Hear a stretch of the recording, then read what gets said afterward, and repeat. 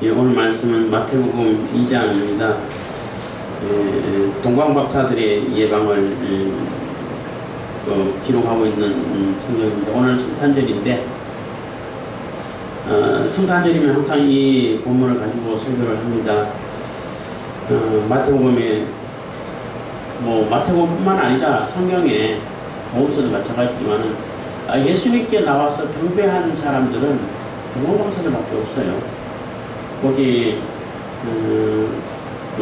누가복음에 나오는 그런 목자들도 그냥 보고 찬양하고 같이 아기새 경배했다는 얘기가 안 나와요. 그래서 마태복음만 나오는데 마태복음이 구약에서 신약을 이어주는 역할을 다리 역할을 하기도 하지만은 그 메시지가 왕으로 오신 메시아를 얘기하고 있잖아요. 그럼 왕이 태어났으면은 당연히 예방을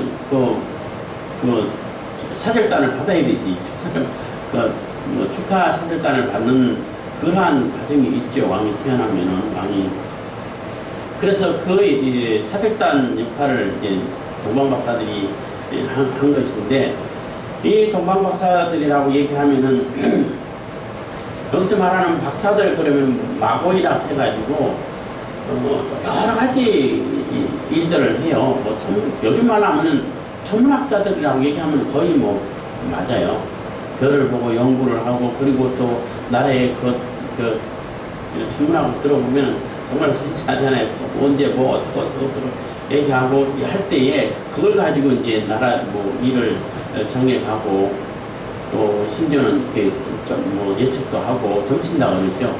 그렇게도 하기도 하고 하는 사람들이에요. 근데 이 사람들이 천문학을 이렇게 공부하다가 관찰을 하고 별을 관찰하다가 정말로 특이한 별이 발견되고, 그래서 그 별을 볼 때에 저거는 유대인의 왕으로 오시는 그 메시아가 오셨다는 그러한 징표로 그것을 알려주는 별이다라고 깨닫고 그 별을 따라서 그 동방에서 지금 오고 있는 것입니다. 그래서 여기서 말하는 동방이라는 것은 아마 그 바벨론, 페르시아 지역에 있던 사람들이 아닐까라고 추측을 해요. 정확하게 어디라고 나오지 않았지만, 왜냐하면은 거기서 그 이스라엘 사람들이 거기 바벨론으로 포로를 잡혀갔고, 많은 사람들이 잡혀가가지고 거기서 정착을 하게 되고, 거기서 또 이렇게 하나님 말씀대로서 율법을 지켜가고, 특히 다니엘 같은 사람들은 굉장히 영향력을 많이 끼쳤잖아요.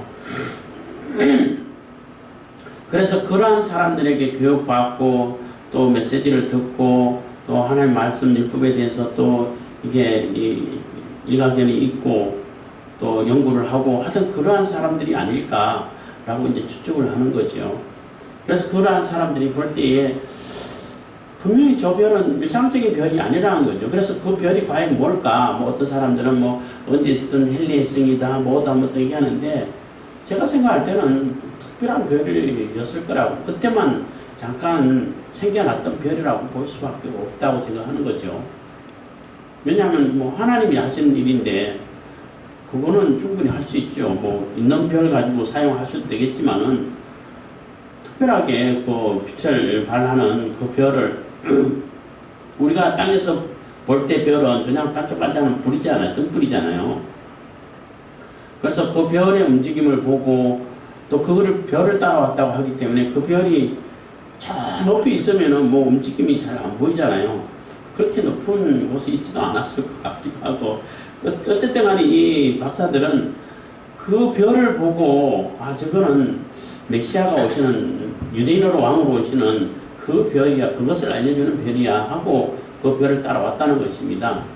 그래서 그 별을 따라올 때에 발견되고 이제 박사들 같이 이제 모여서 연구하는 사람들 예물을 준비하고 이런 과정도 있었을 거 아니에요. 이 준비가 가자 해가지고 약속 잡아가지고 그래서 또 여행 준비를 해가지고 이런 과정을 다 하면 시간 좀 걸렸겠죠. 그래서 그 별을 그럴 때까지 계속 따라와가지고 그 별을 보고 항상 그 별을 보고 따라갔는지, 아니면은 저 별은 유대인의 왕이 난 별이야 하고 그것만 알고 바로 이제 유대인의 그 예루살렘을 향해서 그냥 거기서 별하고 상관없이 왔는지 그거는 잘 몰라요. 어쨌든 간에 별의 인도함을 그 유대 땅 가까이 오기 전에는 받지 않았을까 이런 생각을 하게 되는 겁니다. 근데 왕으로 나시니라 그러면 당연히 예루살렘에서 나겠죠. 유대에 뭐 왕이 있는 곳이 왕궁이 예루살렘이니까. 그래서 예루살렘으로 가서 왕궁에 가가지고 뭐 누구나 다 알 거라고 생각했고 자기들만 아는 것이 아니라 그렇게 기다리고 기다렸던 그러한 메시아고 유대인의 왕인데 유대인들을 정말로 갈망하고 있었잖아요. 그러면 당연히 알 거다 생각하고 가가지고 아주 이제 뭐 당연한 듯이 그 유대인의 왕으로 나신 이가 어디 있습니까? 라고 물었다는 것입니다. 그래서 이제 막 소동이 일어나고 난리 났죠. 예, 그래서 난리 나서 그때 그 왕으로 있던 자가 이게 헤롯이라는데 헤롯 대왕이라고 얘기를 해요. 왜 헤롯 대왕이라고 표현하냐 하면은 유대 땅 전체를 이렇게 다스렸고 전체의 그 임금으로 왕으로 있었기 때문에 대왕이라고 그래요. 그래서 유대 그 헤롯이 죽고 그 다음에는 네 사람 나눠가지고 이렇게 또 분봉왕이라고 그러죠. 그래갖고 아들들이 또 통치를 하고 그 다음에 빌라도 총독이 와가지고 총독이 파견되고 또 딴 데는 또 왕들이 있고 이렇게 되는데 전체를 이렇게 다스린 그러한 왕은 헤롯밖에 없으니까 그 당시 그래서 헤롯 대왕이라고 그래요. 그래서 이 헤롯 대왕이란 이 사람은 뭐 자주 말씀드립니다만은 정말로 포악한 사람이에요. 그리고 나름대로 이게 건축에 아주 이렇게 일가견이 있어서 건축물을 좋아하는 사람이라서 건축물도 아주 잘 지었어요. 짓는데 물론 자기가 짓은 건 아니고 이렇게 지시라고 지시를 해서 전문가들이 짓겠지만은 그래서 이 사람은 출신이 어디냐 하면은 그 에돔이에요. 에돔. 이둠의 사람. 에돔 사람이기 때문에 에돔 사람은 유대인들의 왕이 될 수가 없어요. 다윗의 후손이 되어야 되는 거지. 다윗의 혈통을 가진 사람이 왕으로 돼야 유대인들이 인정한다고. 근데 이 사람은 어떻게 됐냐면은 로마에 가가지고 로마 식민지니까 로마에 가지고 뇌물을 바치고 로마의 인정을 받아가지고 자기가 왕이 됐는데 이게 항상 컴플렉스인 거예요. 항상 이게 불안불안해. 그래서 가만히 이제 관찰한 결과 유대인들은 성전에 대한 애착이 엄청 강해. 목숨보다 더 강해.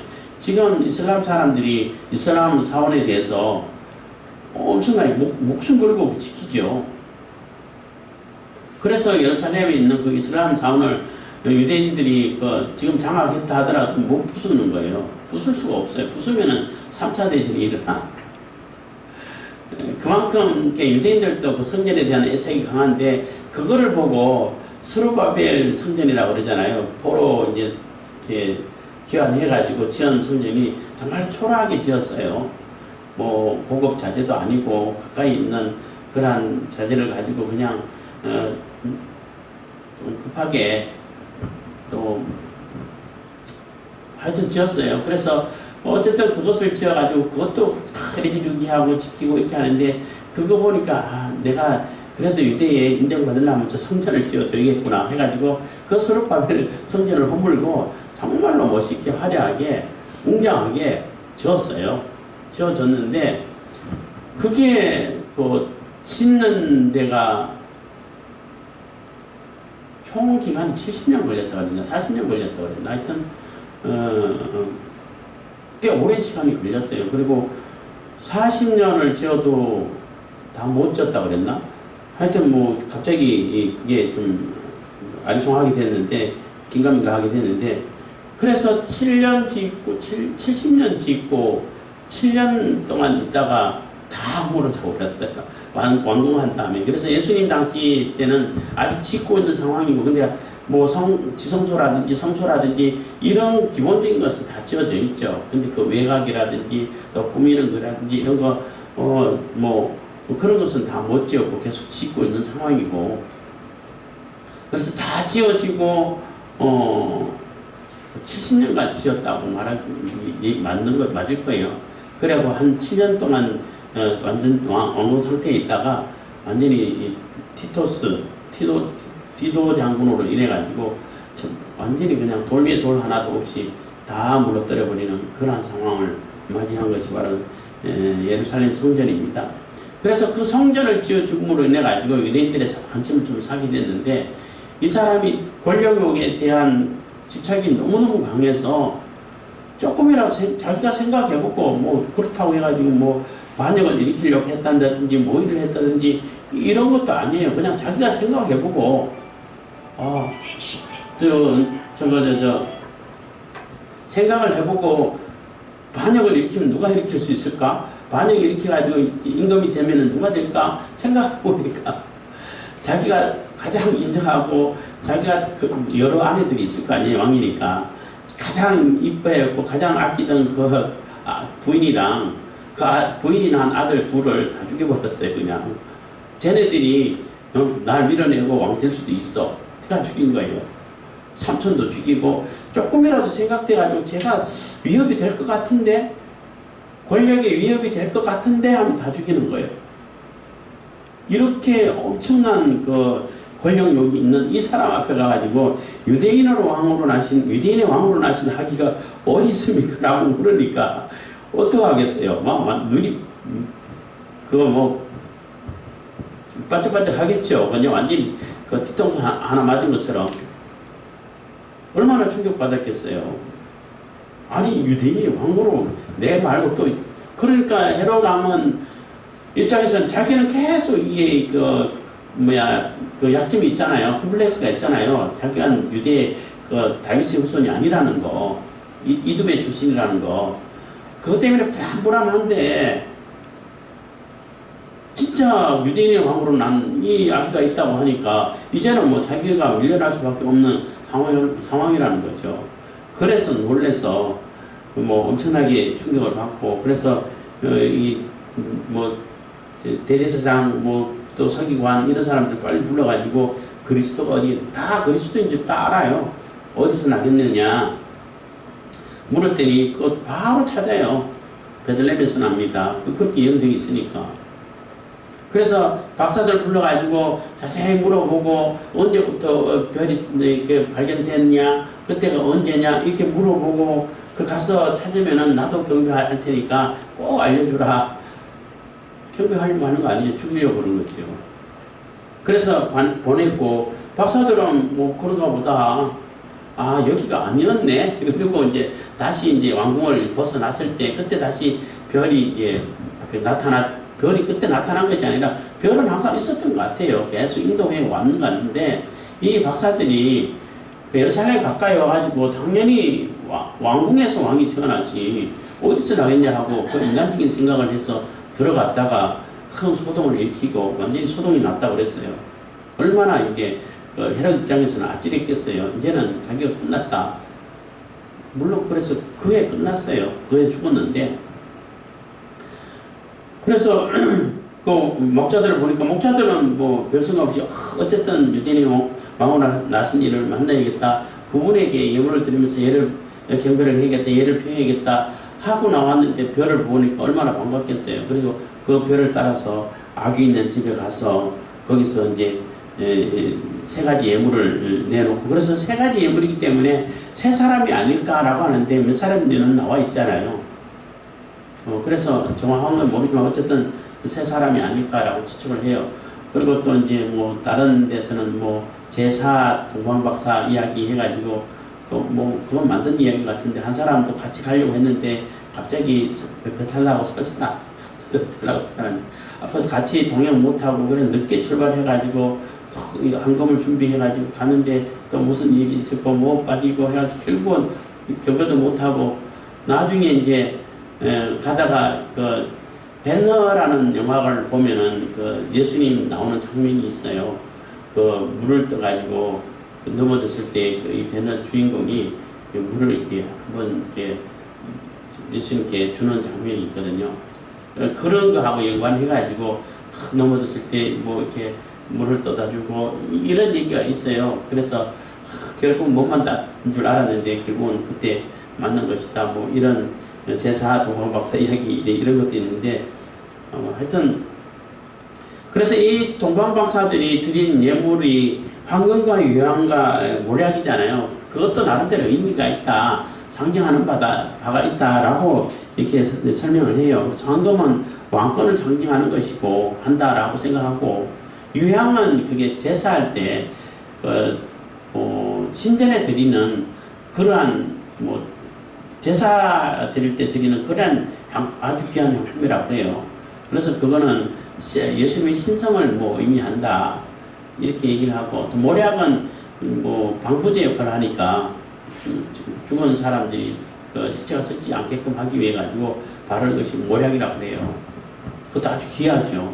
그래서 예수님의 그 죽음을 제사함을 위해서 십자가에 들어가시는 것을 예표하는 그러한 예물이다라고 이렇게 설명을 하고 있습니다. 그리고 또 동방박사들이 도착해가지고 아기께 경배한 것이 집에 들어갔다는 얘기예요. 그래서 마구간이 아니에요. 집이에요. 이때는 이미 이제 다 마리아 요셉과 마리아가 다 이제 아기에게 할례도 행하고 또 예루살렘 가가지고 정결 예식도 하고 이런 과정이 다 끝난 상태라고 볼 수 있어요. 있고 한 집을 얻어서 거기서 이제 거하면서 이따가 이제 동방박사의 예방을 받았던 것 같습니다. 그리고 왕이기 때문에 그 사절단을 맞이할 수밖에 없는데 맞이하게 됐는데, 이방인인 동방에서 온 그 동방박사들은 아기 예수님께 메시아로 받아들여서 예방을 하고 경배하는데, 유대인들은 한 사람도 경배한 사람가 없어. 그것도 나름대로 의미하는 바가 있죠. 정말로 자기가 하나님의 백성이라고 말하면서 하나님 백성이 자기 백성을 자기 죄에서 구원하려고 오셨던 그 예수님을 아무도 받아주지 않는 그러한 모습도 우리가 이렇게 생각해 보는 것입니다. 그래서 이 동방박사들은 그런 정말로 순수한 마음으로 예물을 드리고 경배하고 이제 다 절차를 마치고 돌아갈 때에, 그때 이제 또 주의 사자가 있는데 꿈에 헤로데에게로 돌아가지 말라 지시하심을 받아 다른 길로 곡으로 돌아가니라 해서, 그때 꿈에 역시 가브리엘 천사겠죠. 와서 가지 말아라, 죽이려고 한다 해서 딴 길로 돌아가 버렸어요. 딴 길로 돌아가 버리니까 이 헤롯은 오매불망 소식 오기만 기다리고 있을 거 아니에요. 이 절차가 왜 이렇게 길지, 왜 이렇게 안 오지, 기다려도 안 오니까 그래서 이제 사람들 보내봤겠죠. 그 사람들 없는데요, 가고 없는데요 했을 겁니다. 그래서 이제 속은 줄 알고 자기가 속이려고 속인 거지, 박사들이 속은 건 아니죠. 속인 건 아니죠. 자기가 속인 거지. 박사들이 안 속았을 뿐인 거죠. 그래서 별이 언제 발견됐냐, 그리고 지금까지 그 사람들이 온 기간이 얼마냐, 이런 거 다 계산해가지고 2살 아래로, 그러니까 2살 아래로 정하면, 2살까지를 이렇게 범위를 정하면은 유대인으로 왕으로 나신 메시아가 예수님이 그게 충분히 들어간다는 얘기예요. 그래서 그걸 보고 2년 정도 됐지 않았을까 이렇게 추측하는 사람이 있다고 하는데 2년까지는 안 됐겠죠. 발견하고 서둘러서 여행 준비해가지고 준비하는 데는 몇 달 걸립니까? 몇 달 안 걸리죠. 며칠이면 되죠. 아니면은 이 향품 구할 때 좀 그런 사람들은 그렇게 오래 안 걸려도 구할 수 있겠죠. 한 달이 많이 걸려도 한 달이면 구할 수 있겠죠. 그리고 오는 기간 여행하는 동안도 꽤 먼 겨울이니까 또 몇 달 걸렸다 하더라도, 그리고 와가지고 또 왕궁에 오고 또 가고 또 돌아가고 할 때도 한두 달 걸렸다 하더라도 1년 정도 안 걸렸을까라고 보는 것이 맞을 거예요. 한 1년 정도, 길면은 1년 정도. 그러니까 이 헤롯은 1년 하면 혹시 벗어날 수 있으니까 아예 넉넉 잡고 이 2살 아래로 다 죽이면 되겠다 하고 이제 그 아이들을 다 학살을 한 것입니다.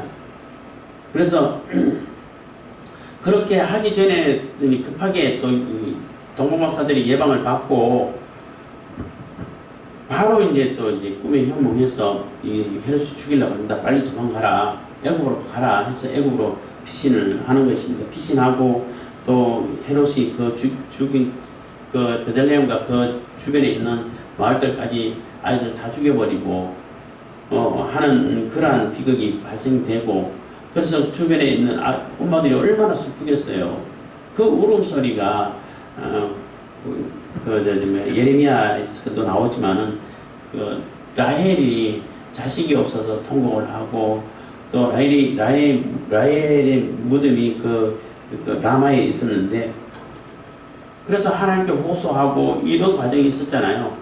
이 예레미야가 예언할 때 이 예언은 그 바벨론으로 포로로 잡혀갈 때에 이스라엘 사람들이 그때 전쟁을 해서 죽고 포로로 잡혀가고 할 때 통곡을 하고 할 때 그 통곡을 이렇게 예언하고 있는 것인데, 그게 또 이 예수님 때도 결국은 이루어지는 통곡 소리가 나는 그러한 것을 이렇게 얘기를 해주는 것이 또 오늘 17절부터 있는 것입니다. 그리고 뭐 이 얘기 나올 때마다 이제 요즘 제가 자주 얘기를 하는 것 같은데, 군대에서 선배가 우리 고참이 예수님 나쁘다. 왜 나쁘냐고 했더니 왜 애들 다 자기만 피하냐. 치사하게 다 알려줘가지고 다 피하게 했으면은 다 살았지 않았을까. 왜 자기만 피하냐. 그렇게 얘기를 하는데, 그렇지 않죠. 만약에 다 피신을 시켰으면은 헤롯이 죽일 줄 알고 다 피했어. 그럼 어떡하겠어요? 유대에 있는 애들 다 죽여버린다고. 그거 자기가 다스리고 있는 어디로 갔는지 모르기 때문에 유대에, 심지어는 그 이스라엘 저 북쪽에 있는 애들까지 다 죽였을 수도 있어요. 그러면은 베들레헴과 그 지경에 있는 아이들, 뭐 학자들이 20명 안 넘을 거다. 많아봐야 20명이다. 20명까지 안 갈 거다 했는데, 그 20명을 살리기 위해 가지고 2만 명, 20만 명 아이들 다 죽일 수는 없잖아요. 그만큼 악랄한 사람인 거예요. 그래서 예수님은 애굽으로 피신했고, 거기 있는 동안에 지시할 때까지 있으라고 했으니까. 그리고 거기서 애굽에서도 그렇게 오랜 시간이 있지 않았을 거예요. 몇 달 있을 거라고 보면 돼요. 왜냐하면 그해 예수님 태어난 그해 헤롯이 죽었으니까. 그래서 애굽에 피신해가지고 죽고 다시 애굽으로 돌아오는 그 과정을 이 마태는 어디하고 비교하냐면은, 이스라엘 백성들이 애굽으로 이민 갔잖아요. 야곱 후손들이 이민 가가지고 나중에 400년 후에 430년 후에 엄청난 민족을 이뤄가지고 출애굽 하잖아요. 그 출애굽 하는 것을 예수님이 애굽에 갔다가 다시 오는 거하고 그것을 예언해 주고 있다고 설명하고 있는 거예요. 그래서 그 엄청난 출애굽하는 것을 예수님이 애굽에 갔다 다시 돌아오는 거구나, 그것을 상징해 주는구나, 이렇게 설명해 주고 있는 것입니다. 그런데 어제도 잠깐 말씀드렸습니다만은 요셉과 마리아는 베들레헴에서 살고 싶었던 것 같아요. 베들레헴에서 살려고 했던 것 같아요. 왜냐하면은 메시아가 베들레헴에서 난다고 했으니까 베들레헴 출신이어야 되잖아요. 어쨌든 베들레헴에서 탄생은 하셨지만은 그렇게 거기서 가려고 하는데, 아켈레아오라는 이 사람도 22절 보면, 그러나 아켈레아오가 부친 헤롯을 이어 유대의 임금이 됨을 듣고 거기로 가기를 무서워하더니 꿈에 지시하심을 받아 갈릴리 지방으로 떠나가 했는데, 이 사람도 굉장히 포악한 사람이에요. 포악하다고 다 소문나 있기 때문에 저 사람이 있으면 죽을 수도 있겠구나 해가지고 갈릴리 지방 자기가 원래 살던데 나사렛 동네로 들어간 거예요. 그래서 여기서 보면은 나사렛이라는 동네에 와서 사니 이는 선지자로 하신 말씀에 나사렛 사람이라 칭하리라 하심을 이루려 함이라 해서, 근데 성경 어디를 봐도 나사렛 사람이라고 칭하리라고 한 예언이 안 나와. 그래서 어떤 어리석은 사람은 마태가 거짓말 한다고 그러는데, 거짓말이 아니고 마태가 여기서 선지자로 하신 말씀 했는데, 여기서 선지자는 다른 데 선지자로 이렇게 예언할 때는 다 단수로 나와 있어요. 예레미야 선지자, 누구 선지자, 미가 선지자 이렇게 나오는데 여기서는 선지자들로 이렇게 번역을 해야 돼. 복수야, 복수. 많은 선지자들이 예언했다는 거예요.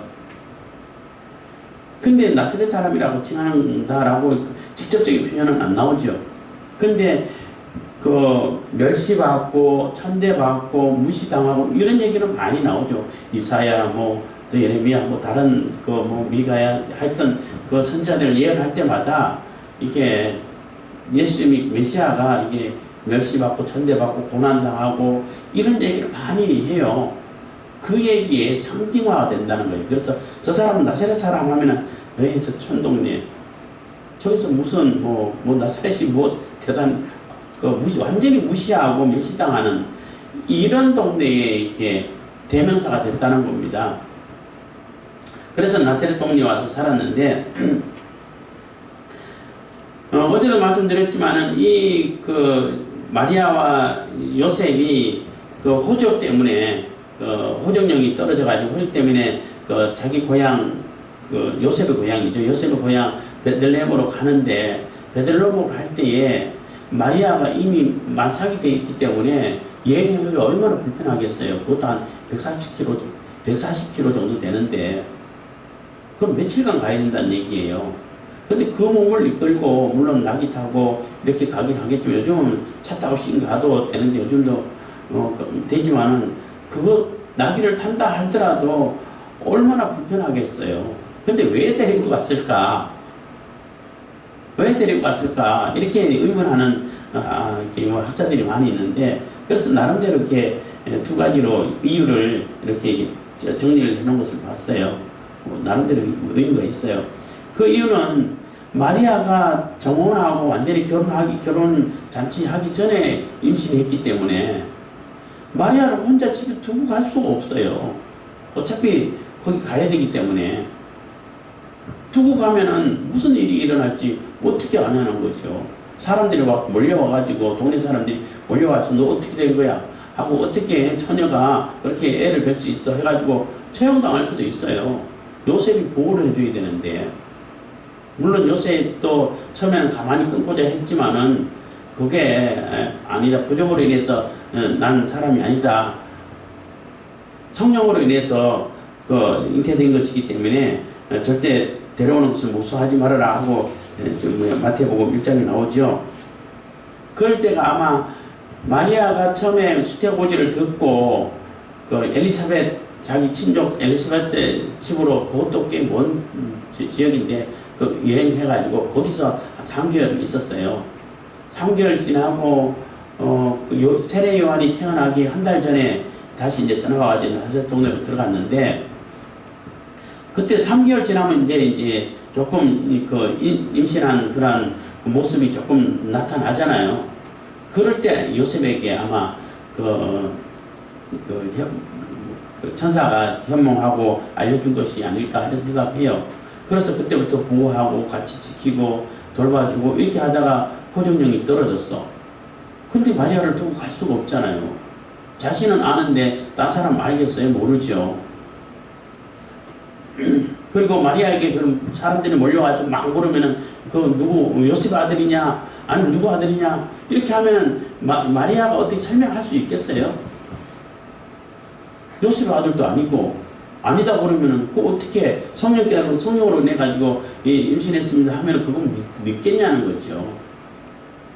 그래서 데려가지 않았을까 하는 추측이 하나가 있고 그리고 그것을 그런 이유를 그런 이유하고 또 한 가지 이유는 메시아가 베들레헴에서 난다고 그랬는데 그럼 베들레헴으로 가야 되는데 언제 갈까 하다가 호정령이 떨어지니까 어차피 가야 되니까 가야겠구나 하고 데려가지 않았을까 이렇게 두 가지 이유를 생각하고 추측하고 있는 것입니다. 그래서 어쨌든 베들레헴에서 태어났고 그렇지만 자라기는 그 나사렛에서 자랐기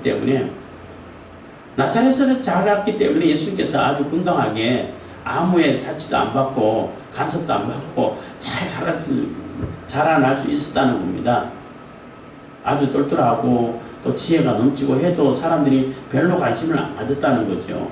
왜냐하면 나사렛이라는 그 동네 자체가 너무나 조그마하고 별로 관심 없고 저 산골에 그냥 아무도 관심 가지지 않는 그런 동네다 보니까 그래서 무사히 그 공생애를 시작하는데 아주 잘 숨어서 살 수 있는 그런 동네가 됐다는 것입니다. 그리고 예수님께서 처녀 탄생하셨다고 그랬는데 그래서 처녀 탄생에 대해 가지고 사람들이 그게 어떻게 가능하냐 안 하냐 또 우리 뭐 동물 중에도 처녀 탄생이 있어진다 이런 논란이 많이 있어요. 많이 있는데 제가 이번 해부터 가만히 생각할 때에 처녀 탄생에 대해서 뭐 어떻게 설명하는 게 좋을까 뭐 이런 얘기도 하는데 지금은 굉장히 어렵지 않게 설명할 수 있게 됐어요. 왜냐하면 대리모라는 개념이 생겼기 때문에 그래요.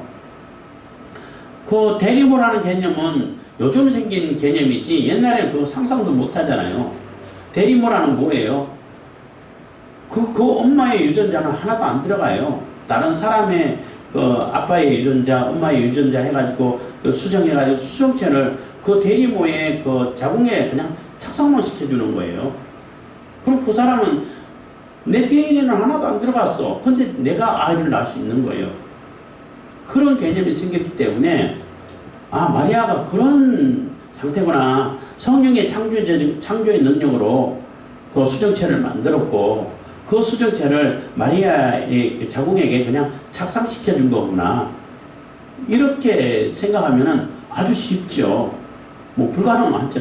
사람들도 이게 요즘 사람들도 그 인간의학으로도 그게 가능해. 그리고 실질적으로 미국에서 대림으로 인해 가지고 태어난 아이가 있고 방송도 이게 보도도 되고 했잖아요. 근데 성령께서 하나님께서 그거 못 하시겠냐는 거죠. 당연히 하지요. 그렇기 때문에 예수님은 요셉의 그 유전자도 안 받고 마리아의 유전자도 안 받은 거예요. 영향을 안 미친 거예요. 그렇기 때문에 그 죄에는 전혀 상관없는 분이 되시는 겁니다.